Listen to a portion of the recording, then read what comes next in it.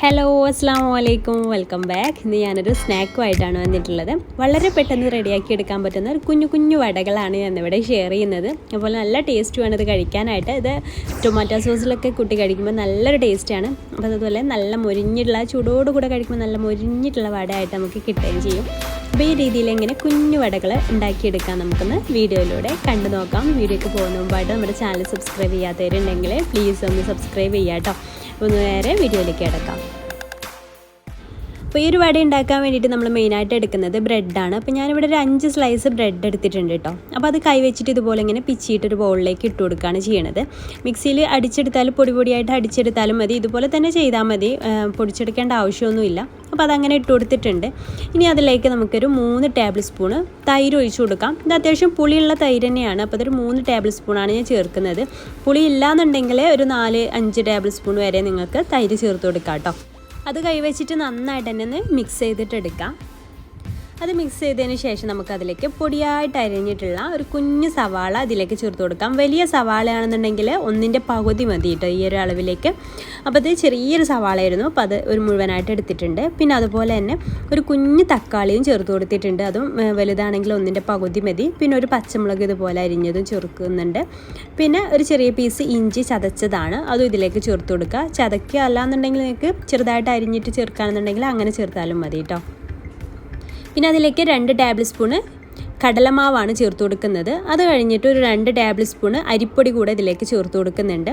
ഈ ഒരു പൗഡേഴ്സാണ് നമ്മൾ ഇതിലേക്ക് ചേർക്കുന്നത്, അരിപ്പൊടിയും അതുപോലെ കടലമാവും. പിന്നെ ഒരു നുള്ളു ഉപ്പ് കൂടെ ചേർത്തിട്ട് നമുക്കിതിലേക്ക് മസാല പൗഡേഴ്സൊക്കെ ഒന്ന് ആഡ് ചെയ്യാം.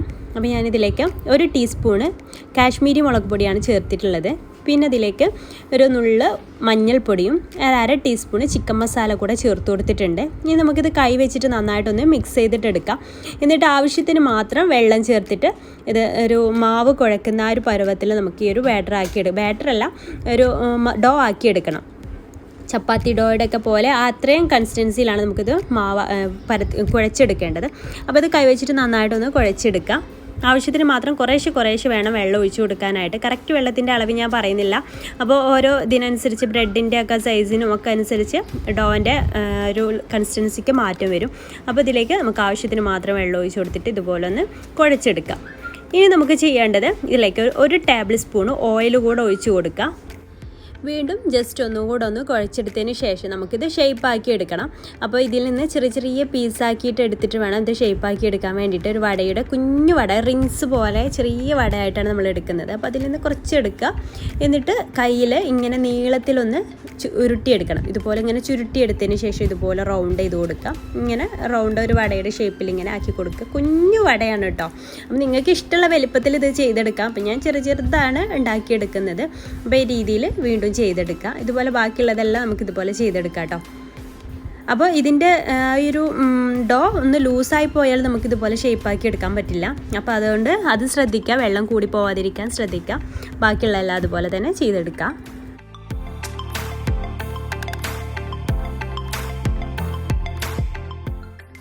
അപ്പോൾ ഇതേ എല്ലാം ഞാനിവിടെ ഇതുപോലെ ഷേപ്പാക്കി എടുത്തിട്ടുണ്ട്. നമുക്കിത് ഉടനെ തന്നെ ഫ്രൈ ചെയ്തിട്ടെടുക്കാം. അപ്പോൾ അതിന് വേണ്ടി ഞാൻ ഓയിലൊന്ന് ചൂടാവാനായിട്ട് വെച്ചിട്ടുണ്ട്. ഓയിൽ നന്നായിട്ടൊന്ന് ചൂടായ ശേഷം നമുക്കതിലേക്ക് ഇട്ടത് ഫ്രൈ ചെയ്തിട്ടെടുക്കാം. ഒരു മീഡിയം ഫ്ലെയിമിലിട്ടിട്ട് നല്ല മൊരിപ്പിച്ചെടുത്താൽ മതി കേട്ടോ. മീഡിയം ഫ്ലെയിമിലിട്ട് കൊടുക്കുക, നല്ല ഹൈ ഫ്ലെയിമിലിട്ട് കൊടുക്കേണ്ട, അത് പെട്ടെന്ന് കരിഞ്ഞു പോവും. പിന്നെ അതുപോലെ തന്നെ ബ്രെഡാണെന്ന് വിചാരിച്ചിട്ട് ഒരുപാട് ഓയിലൊന്നും കുടിക്കില്ല കേട്ടോ. അത് ബ്രെഡ് മാത്രമല്ലല്ലോ നമ്മളിതിലേക്ക് ചേർത്തിട്ടുള്ളത്, അരിപ്പൊടി കടലമാവ് എല്ലാം ചേർത്തിട്ടുണ്ടല്ലോ. അപ്പോൾ അതുകൊണ്ട് തന്നെ ഒട്ടും ഓയിലൊന്നും കുടിക്കില്ല. നോർമലായിട്ടുള്ള ഒരു എണ്ണക്കടിയിലേക്ക് എത്ര ഓയിൽ വേണം അത്രയും തന്നെ ഇത് മതിയാവും. എത്ര പൊരിച്ചാലും ആ ഒരു ഓയിൽ അതിൽ തന്നെ ബാക്കി കിടപ്പുണ്ടാവും കേട്ടോ. അപ്പോൾ അതാ ഇതുപോലെയാണ് നമ്മുടെ ഇത് ഫ്രൈ ചെയ്തിട്ട് വന്നത്. അപ്പോൾ ഒരു സൈഡൊന്ന് ബ്രൗൺ കളർ ആകുമ്പോൾ അടുത്ത സൈഡും മറിച്ചിട്ടിട്ട് അങ്ങനെ എല്ലാ ഭാഗവും ഒരുപോലെ ആകുമ്പോൾ നമുക്ക് എല്ലാം കോരിയെടുക്കാം. ഞാനിതെല്ലാം ഫ്രൈ ചെയ്തിട്ട് എടുത്തിട്ടുണ്ട്.